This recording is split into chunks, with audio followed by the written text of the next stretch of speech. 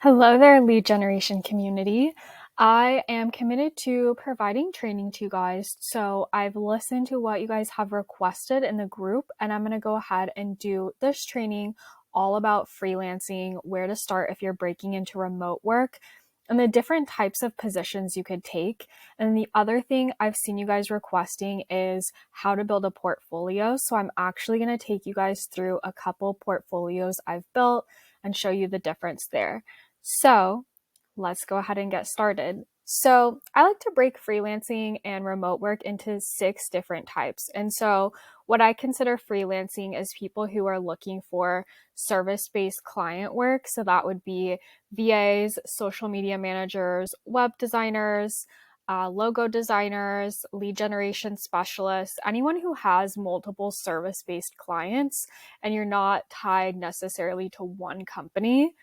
And you're not kind of offering a unique service like maybe a certain kind of coach who has a program. Like this is for the people who are trying to find clients and work within their business. So I want to show you today how to break into the industry because I know a lot of you guys are VAs or other service providers and have a lot of questions around just where to get started. So let's go ahead and start with internships. So I've seen some of you guys posting in the group that you want to take on 5 clients and do this kind of thing for them. And I met some of you guys through a referral and barter group where people offer free services as well. So if this is you, some of the best ways to get started is actually an unpaid internship or just like a free experience where you're trying out your skills. The other person doesn't have a lot of risk. However, what I would say about an unpaid internship is ensure that there's something still in it for you. So when I was just beginning in my VA social media management work, I actually had a deal with an entrepreneur. And so what we did is I was able to work for her in a VA social media manager capacity as I was learning. So that way I wasn't promising results, charging for something I didn't necessarily have 100% confidence in. However, with this unpaid internship, I got access to all of her coaching resources. So this meant her coaching curriculum, her coaching calls. She would also ask me how I was doing. So I felt fully supported by her. And even though I didn't get paid from this experience, I do feel like it was a great energetic exchange. I wouldn't have been able to afford her course or her calls or her services. And she needed some help at that point too. And I don't know her situation, but maybe she wasn't in the place to pay for it. So I think internships are great if you're just getting started off. However, I would caution you with this. Make sure you have either a very clear start and end date, or it's a project-based thing, so you know when you get cut off. You don't want this to be an indefinite free service. And make sure that you are also getting something out of this exchange. I think a lot of people in the industry do take advantage of people who want to work for free or very low pay. So if you are planning to build this as a business that you want to rely on as your full-time income or make a really good side hustle income, I would caution you around doing too much unpaid work. This is also really great if you want to build up your reviews and just experiences overall. So this is one option to break into the field of freelancing. Okay, the next thing is a work trade, which is very similar to an internship. However, in a work trade, a lot of times both people are practicing their skills together. So one example I thought of is a VA doing VA work for maybe a website designer and then a website designer designing a website for a VA. So you could see that there is a work exchange. You're able to give each other testimonials. You're getting something that maybe you couldn't afford while they're practicing their skills, and you are practicing your skills on someone else's business. So this is very similar to the internship, but just another way of thinking about it. Again, with this, establish a clear start and end date or parameters for your project. And also make sure that it feels like a mutual exchange. One person's not kind of doing this huge service and the other person's not giving a lot in return. So just make sure it feels fair to you. I would definitely have a contract in place with this and with the internship just to make sure you're covered legally, even though there's no money being exchanged.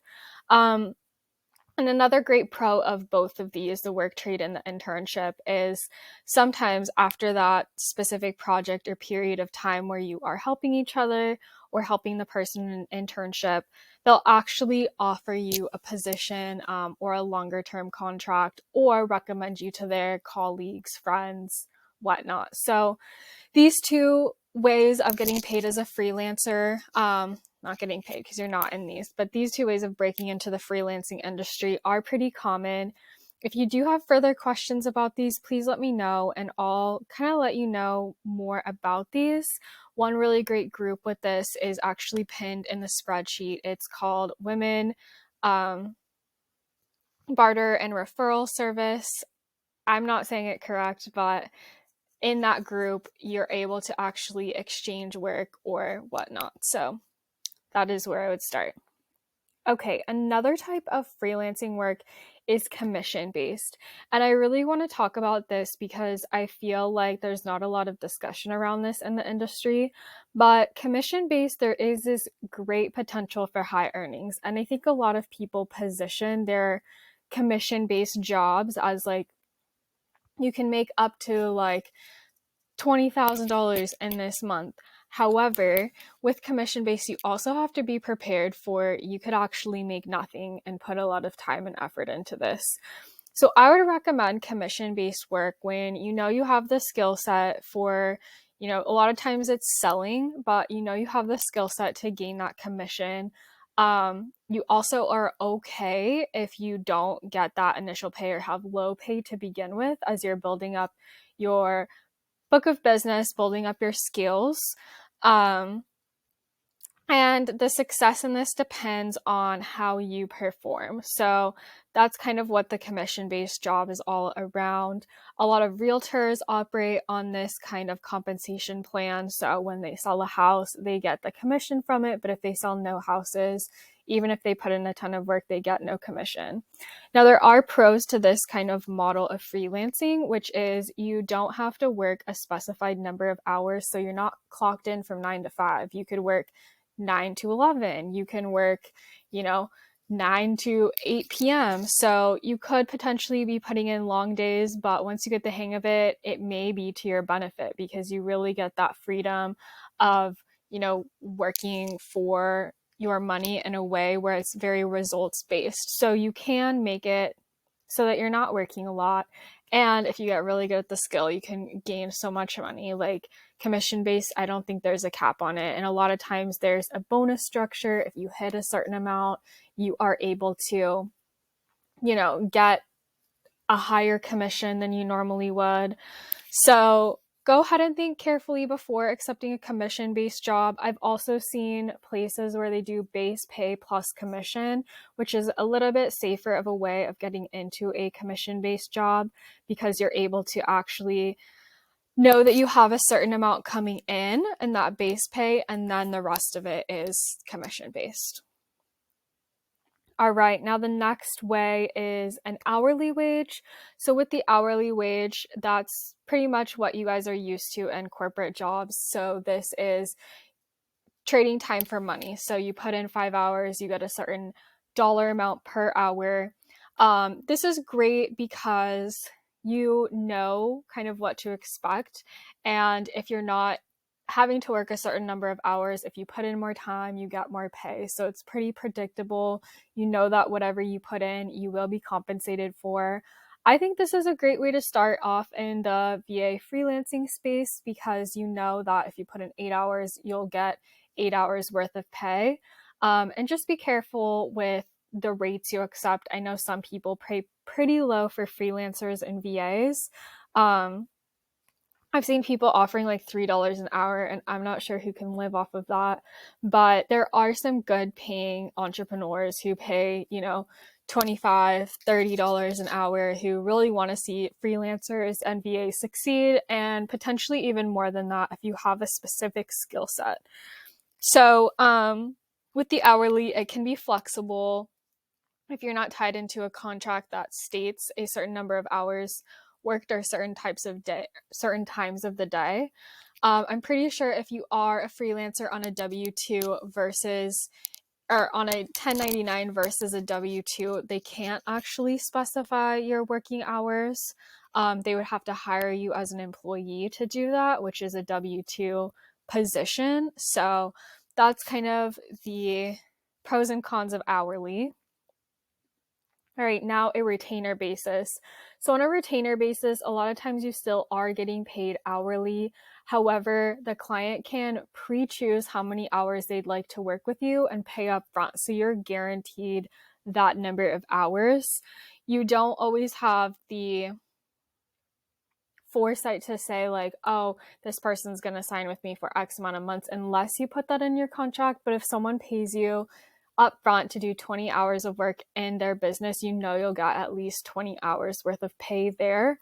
And all you have to do is assure that your side of the contract is upheld. So if you say you're going to do 20 hours, making sure you do the 20 hours.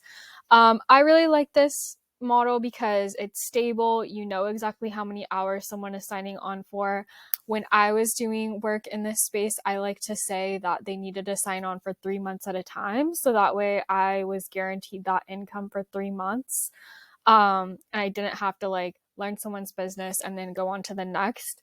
But for people like who are doing more project-based work, it could be that the retainer is all you need in order to finish it. And so if the client doesn't use all of their hours, they still have to pay you for that package that they've selected.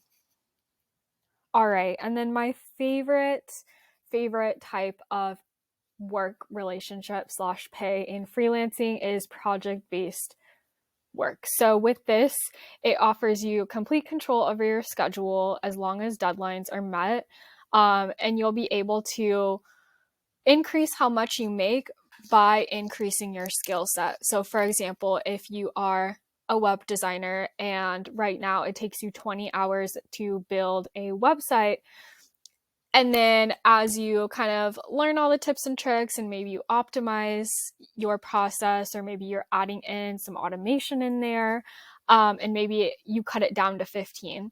If you were being paid hourly with that, you wouldn't get as much money, even though you're probably doing a much better job and you've learned more skills. But with project-based, if you're paid by website you design, then you're able to take on more clients, get the pay you want, and be able to further your skill set. So I really like this model. I think that for social media managers, this is also great if you are doing, say, like 5 posts a week and writing captions and engaging.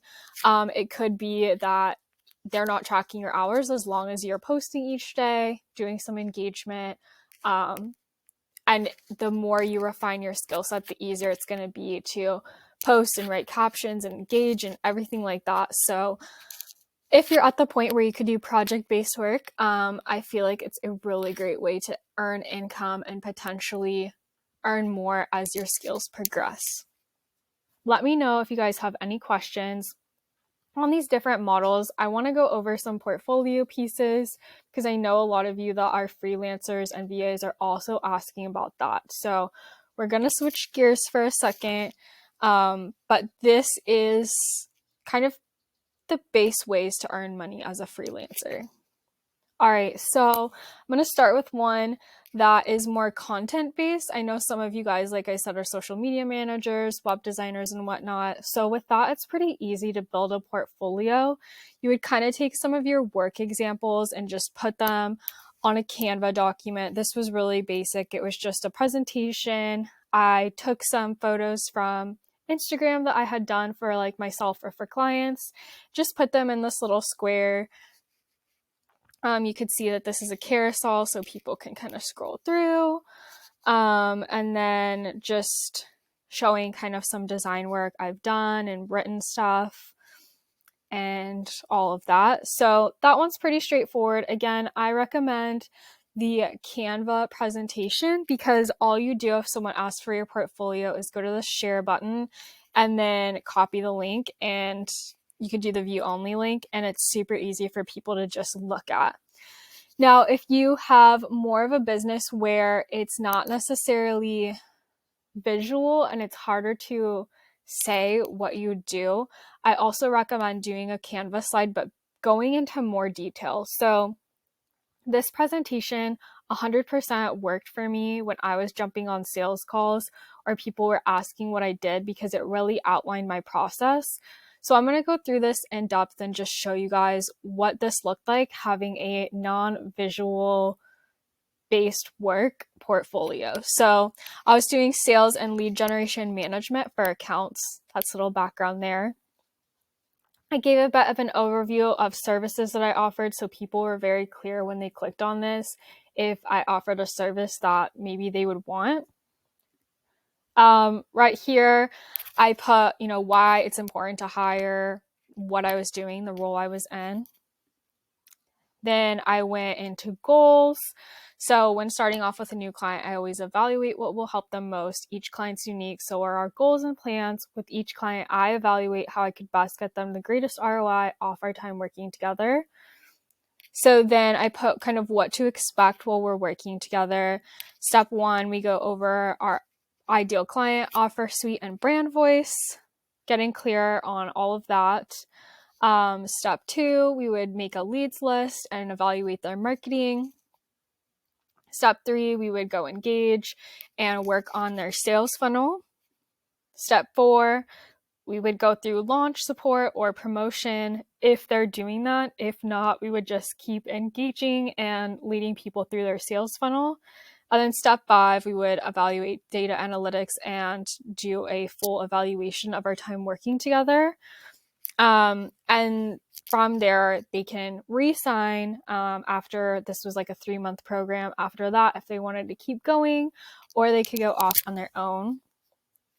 I put who this was for, and then, what makes us special. So no interest payment plans, targeted engagement, and then I just gave some contact information for myself. So as you can see, there was no visual piece to this, but I was still very detailed in the services I offer, how this could benefit the client.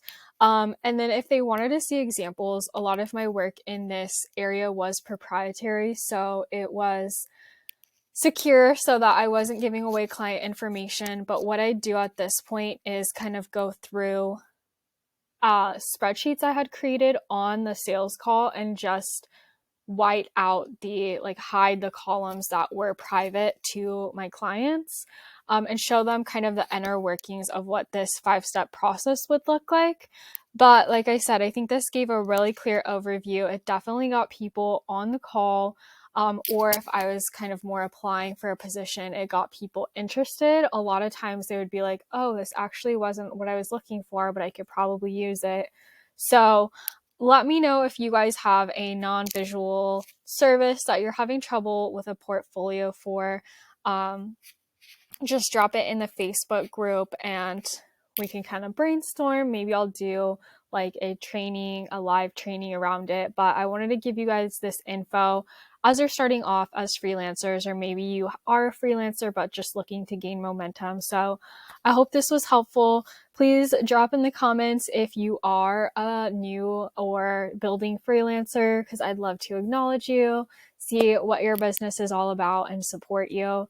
And as always, if you guys need more support, I do offer a course in lead generation where there's a live component where we would go over in a group style setting kind of what you're going through, how to generate leads, how to gain clients. There is a 3-client guarantee right now as of October 30th. When you're watching this, this may be different, but if you're watching it right now, I do guarantee that you would get at least 3 clients if you go through all the steps in my lead generation course. And then the other thing I offer is private one-to-one sessions. So if you are just looking to kind of map out a plan, brainstorm with me, get that mentorship and support as a freelancer, I am happy to support you. So please reach out, and hope this training was helpful for all of you. All right, talk to you soon.